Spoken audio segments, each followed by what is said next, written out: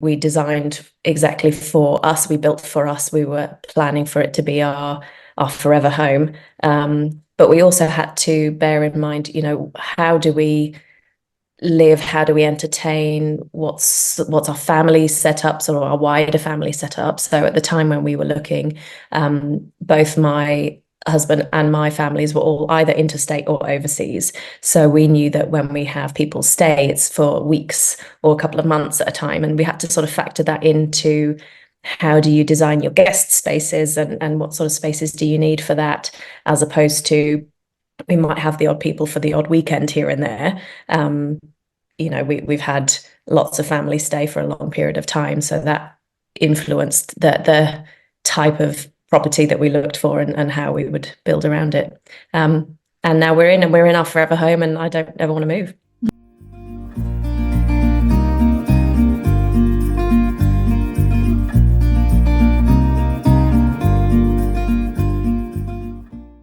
Well, Sophie, it is so awesome to have you here. I've been so looking forward to having this conversation with you because you've been a long-time member of Home Method. You have a completed project that you've done with the support and help of Home Method. And I've got to know you, of course, through the Facebook community and seeing your project progress and what you've shared on your social media account as well. But to be having this conversation with you is just a really beautiful opportunity to dive more into the details of your project journey. And I know that you're going to have loads of wisdom to be able to share with the Undercover Architect community that's going to be super helpful. So I'm wondering if you can kick off by just telling us a little bit about you and your family and who's in it, who this project actually was for when you embarked on renovating your home. Yeah, sure. Well, thanks so much for having me, Amelia. I think you're the reason I've got a lovely home to talk about. So, yeah, very grateful. Yeah, so our home, it's myself and my now husband. We weren't married before, but he still married me after this whole process. So that's quite lucky. And when we first bought our house, it was us two and three animals.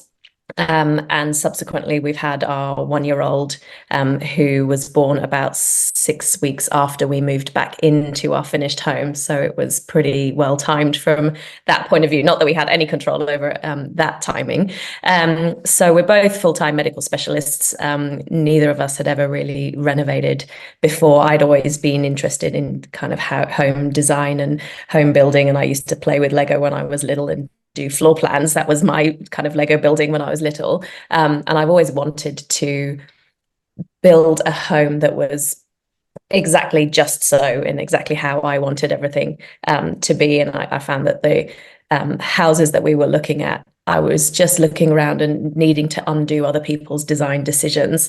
In terms of when we went down the process of looking to buy a house, we were actually living in a rental together, and it was miserable. It was cold and dark in winter, and it was boiling and dark in summer, and it was just I just didn't enjoy being there. I didn't enjoy coming home. It didn't feel like a haven. And I started listening to your podcasts on my morning walks with the dog and just gobbled it all up and knew that I'd sort of found a resource that was going to educate and empower me and get me through the process that was really daunting. In terms of picking a home and designing the home, it was before we'd had kids, and we weren't really sure if we were going to have kids, going to be able to have kids. And it was really tricky to work out whether we would build a home for a potential family in future that we didn't know. We didn't know what our family unit was going to look like in terms of choosing a home that was appropriate for that and designing around it. And during the design process, we lost several pregnancies during that process, which was tough, but also, we're in the same boat as many people. And that was really the only decision that we made that was also based on resale value. In case we didn't end up with a family, it made sense to build and design a family home for the area that we were in. But otherwise, we designed exactly for us. We built for us. We were planning for it to be our forever home. But we also had to bear in mind, how do we live? How do we entertain? What's our family setups or our wider family setup? So at the time when we were looking, both my husband and my families were all either interstate or overseas. So we knew that when we have people stay, it's for weeks or a couple of months at a time. And we had to sort of factor that into how do you design your guest spaces, and what sort of spaces do you need for that, as opposed to we might have the odd people for the odd weekend here and there. We've had lots of families stay for a long period of time, so that influenced the type of property that we looked for, and how we would build around it. And now we're in our forever home, and I don't ever want to move. Thank you for sharing that, because I know that search for the right kind of property can be a tricky one. I suppose when you were looking for that property, knowing that you were wanting to create a specific outcome and you were juggling, I know that when I've looked at properties, it's like, how much existing work do I have to undo versus kind of how bare bones is this to be able to then create the next iteration of this project that's going to realize the full potential of this home. What were your key criteria, I suppose, as you were starting to sift and filter through those properties that you were looking at? Yeah. So we were looking in a specific area. So both of us work at the same hospital in town. We both are in critical specialties where we need to be within a certain distance when we're on call, and we need to get in a rush overnight. So we were looking for it in a specific area. We both liked older style houses. So we were both looking for, an older style house on a certain size block and a certain zoned block. There's a bit of rezoning happening in terms of property densities in the area that we are in at the moment, and we needed to make sure that our property was in the right zoning, and that it wasn't going to be, our neighbours weren't going to knock down and build 5 townhouses. So getting into detail with the council plans for the area is something that we definitely looked into. And then having started out listening to your podcast, listening about site orientation, the house that we found eventually was a older style house. It was on a R10 zoning, so it's a 1,000-meter block, but it was a small house, about 100 square meter old little house, 2x1, that had nothing done to it, but was on this big empty flat block, east to rear, south of the highway, in the area that we wanted. There wasn't a lot of design decisions to sort of undo. And the previous owners had put in a fairly new swimming pool at the back, but had done absolutely nothing to the house. So we didn't need to factor in a big, expensive landscaping, big chunk for a swimming pool, because that was already been done. But we had a blank canvas in terms of the actual build plans. The house itself, a little 1930s bungalow, lovely little cottage with beautiful features, 2 bedrooms, a tiny bathroom, an old kitchen in the back at the middle with a door outside to an outside laundry, this undercover outside loo, and then this big open sided shed area. It wasn't a dream house when we walked in. And myself and my partner had very different ideas. He thought we'd find somewhere that maybe needed a new kitchen. And he was really underwhelmed when we came to see this house. I'd actually contacted the estate agent the day it was listed. So it was listed on the Thursday. I contacted them for the floor plan. I drew out a possible extension ideas on the Friday. We saw it on the Saturday. I loved it. He was underwhelmed. We put in the offer on the Sunday, accepted on the Monday. And then I signed up to Home Method on the Tuesday. So I coming to the home open, I knew that this was going to be something that we could make ours. And that ticked so many of the boxes. And it was in a decent price bracket as well, because we were looking in mid-2020, which was before prices started to shoot up in Perth. So we got lucky with timing in terms of the housing market when we bought as well. Yeah, that's fantastic. And I mean, I'm thinking it checks so many boxes in terms of that size of the site, the east to rear orientation. As you said, the pool's already there. And if that, you could see that that could work. And I love that you jumped through those hoops of sort of figuring out, okay, what could we do with this? What's a quick little feasibility test? And then obviously hitting the ground running with home method from the kickoff. So really, really fantastic explanation of that process, and really awesome to hear the detail of, I suppose, that searching and all of the moving parts that need to come together to find the right property. And not only that, but also then balancing that with your partner's priorities as well, as always a really interesting exercise. So I love hearing more about that. Now, when you think back to that time before you began, so you joined Home Method obviously the day after, you kind of secure the property. What were you, I suppose, nervous about, or what were you thinking a renovation would involve? Like, where were you? You're both medical specialists, so you're, outside of this industry completely.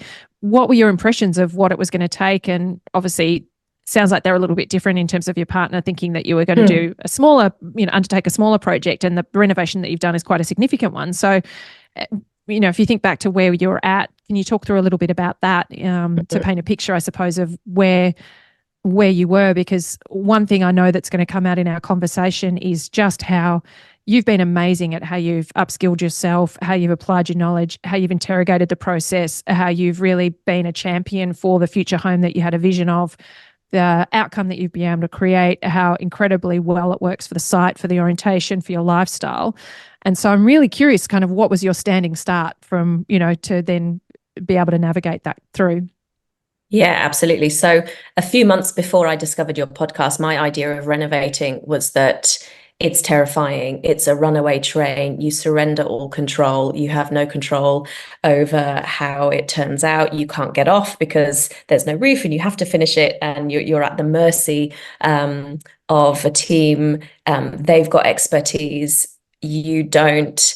Your hands are tied. You have to live with the fallout or the consequences, or you have to rectify mistakes, or you have to pay for it. So it was really intimidating, and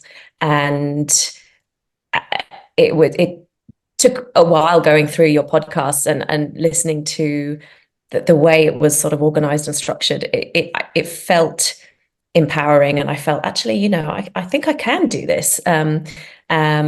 And so sort of signing up to Home Method just broke everything down into a really sensible, logical, empowering, educational way of navigating the process, not to take over, not to dismiss the expertise of the team that you're embracing, but to be able to work alongside them, and pick the right people, because ultimately it's my home, and I've got to live in it, and picking people who want the same outcome as you do, which is a lovely home for you to live in. It's not, I didn't want to pick people who were going to use our home and our money to show off to their colleagues, and I think in some ways medicine's similar. Your home or your body, it's the vessel in which you live your life. You want it to work for you.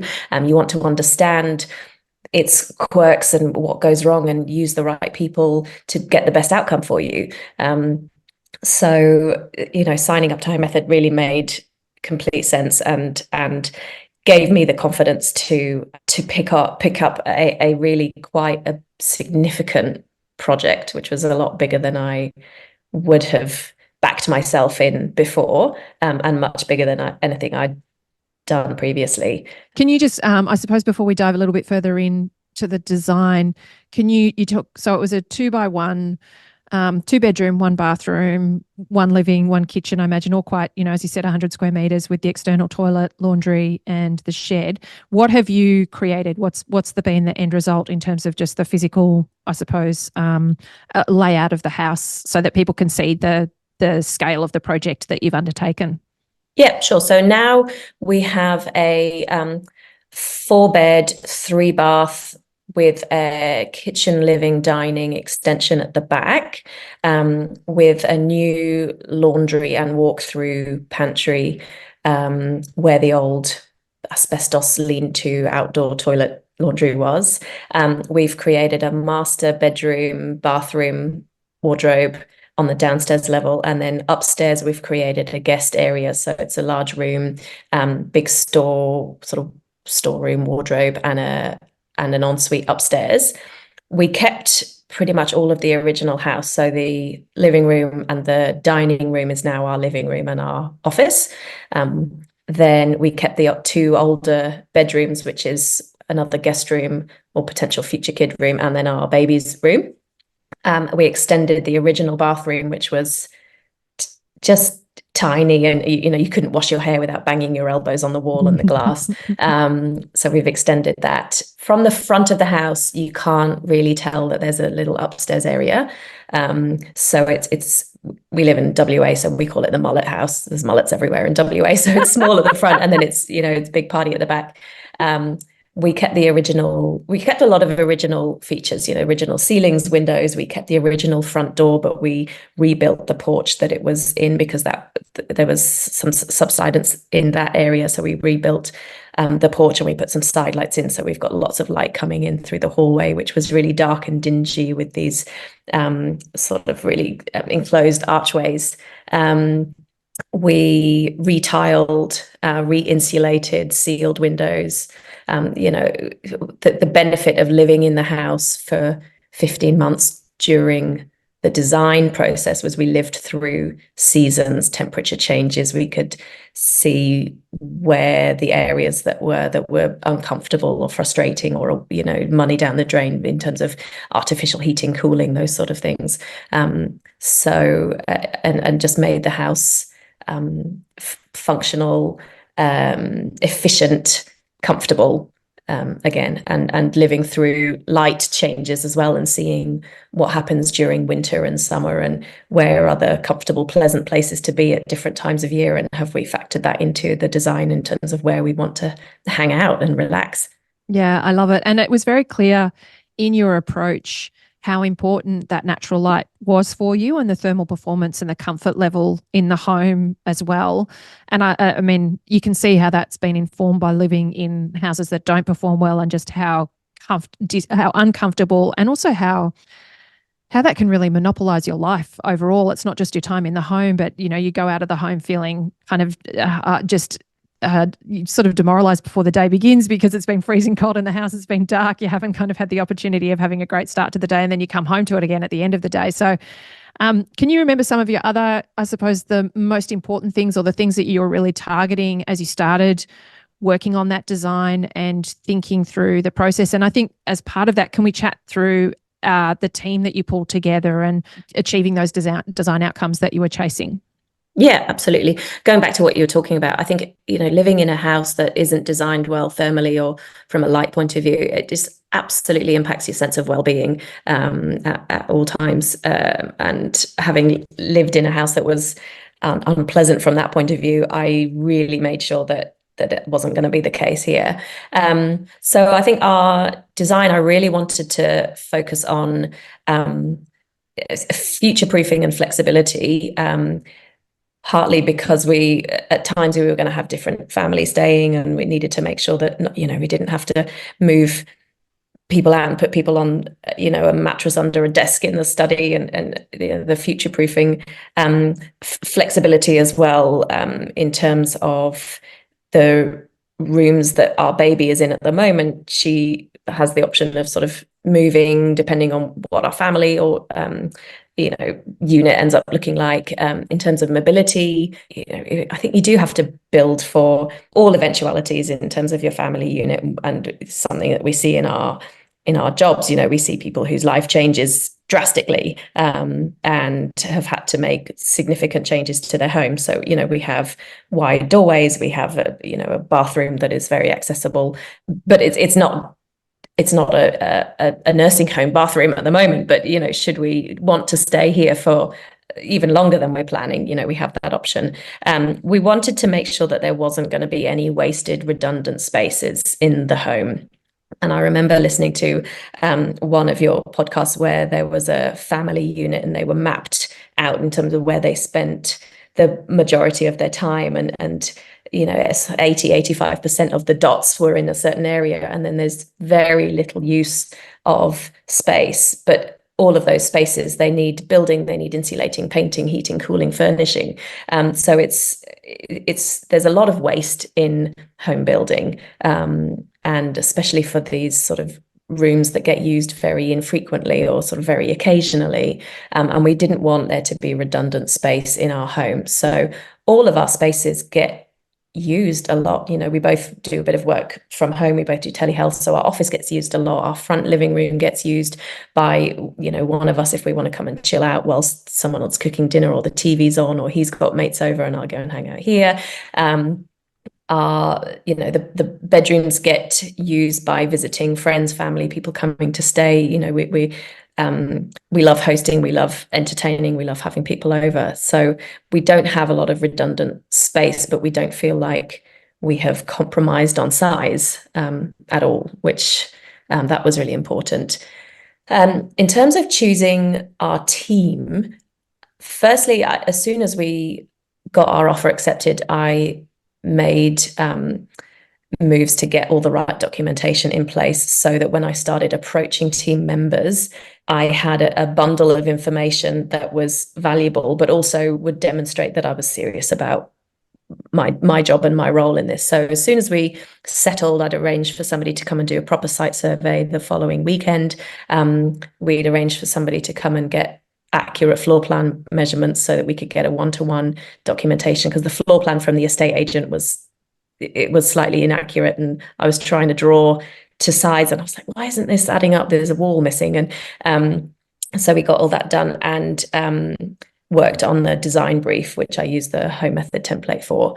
So when it came to approaching architects, builders, I would be able to send them an email, tell them about us, tell them about the work I'd done so far, present them with some documentation and some ideas, and put it in their court to sort of see what sort of response I would get. And I definitely had some concerns about the industry in general, because bad news travels fast, and you hear lots of horror stories from people about wasted money or plans that are way over budget, and how do I avoid that? And I was a bit concerned about the potential for gender bias in this industry, as well as a younger female with very little experience in this industry, approaching predominantly a male dominated area. And I think gender bias does exist. I think it's being acknowledged more, and I think there are some fantastic people in the industry that are improving that, and you're one of them. But it was a worry that I had. So I was definitely, I had my radar on for that when I was getting responses from people. I did approach an architect. I was asked, why do you want an architect if you know exactly what you want? And I think there's so much more that you get out of having the right architect on board than simply, here's a really fancy, expensive design. And they were very amenable to working with me, and sort of not taking over the design aspect. And I know one of your pieces of advice was, if you're using design professionals, don't tell them what to do, let them do their design. And I completely ignored that because I knew exactly what I wanted. But I don't have the expertise in terms of the structure, combining old roofs and new roofs, and how do you get those lines right? And they were liaising, they had lots of experience in this area. They knew the town planners, they knew council, they were able to liaise from that point of view. The time involved in painstaking construction drawing and being really meticulous in those details, it's just not time that I had. So and our architect was a fixed fee architect who was able to give us a breakdown of the costs and what each payment represented in terms of stages of the support and the input and the documentation. So it was really clear, transparent, and I knew exactly what we were signing up for when we engaged an architect, as opposed to a lot of other horror stories where it's a percentage of the build and that can just become an infinite number. So and our architect was very very team focused as well, and liked the fact that I'd used that team word so much, and they were fantastic, and we're still in touch. a year and a half after moving in. In terms of how I went about choosing builders, I knew that I wanted to have a builder on board early during the design process as another person with expertise to bring into the recipe for our home. Not only that, but then engaging them meant that we had the ability to sort of pay for their time and expertise, and also be part of their forecasting in terms of allocation of their time when we were ready to build. So we were in their timeline, and they'd sort of kept our project free and available to start as soon as our building permit had been issued. The process that I went down to choose a builder was fairly detailed.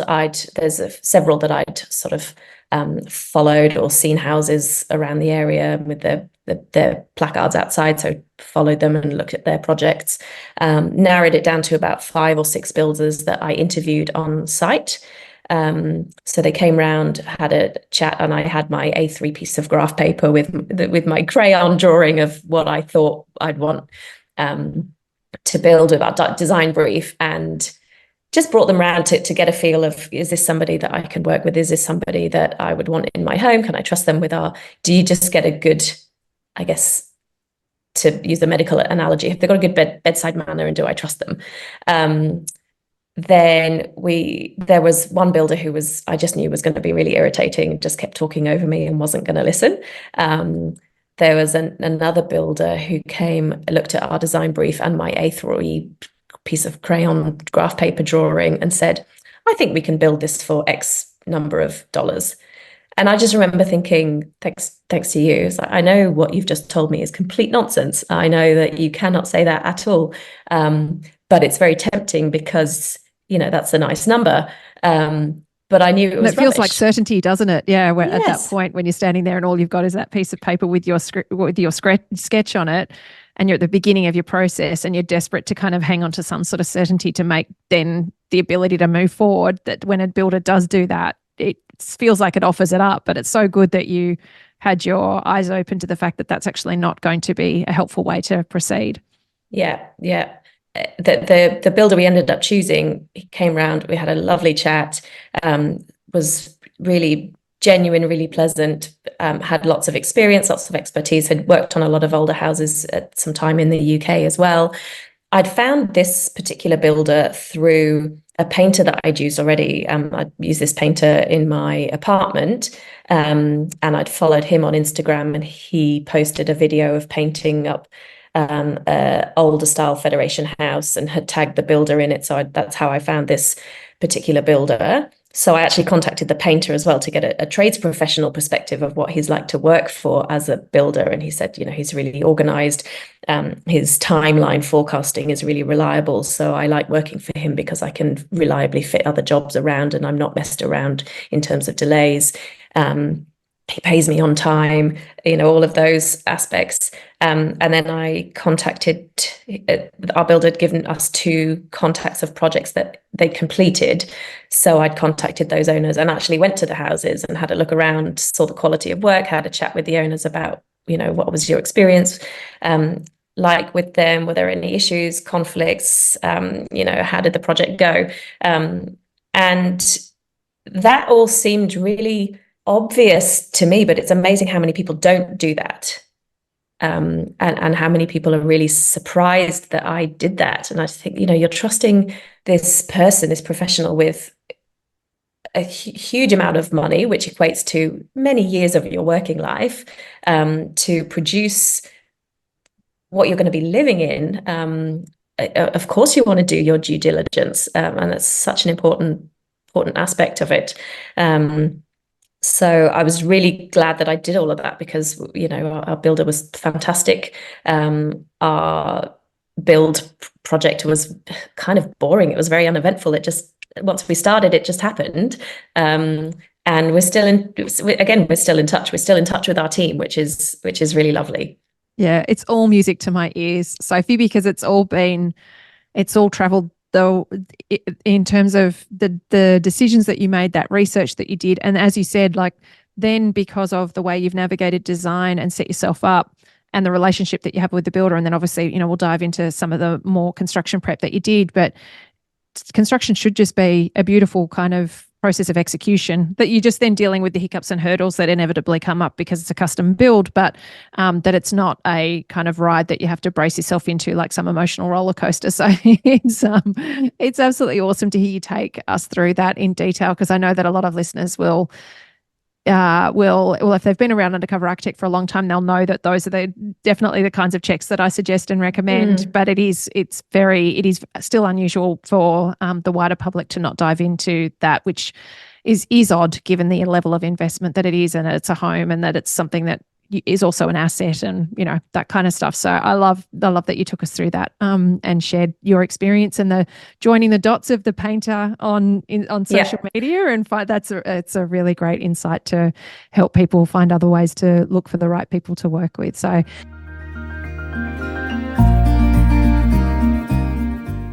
you have to look at the day-to-day things that you do that have the potential to become irritating if they're not designed for.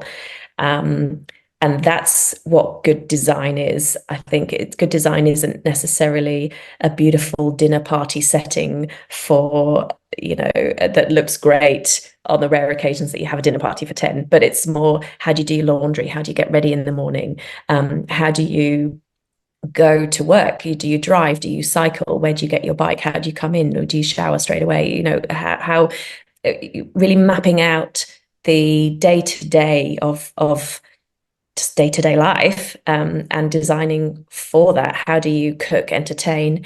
Do you work from home? You know, all of those sort of little questions, and design for those, and sort of map it out.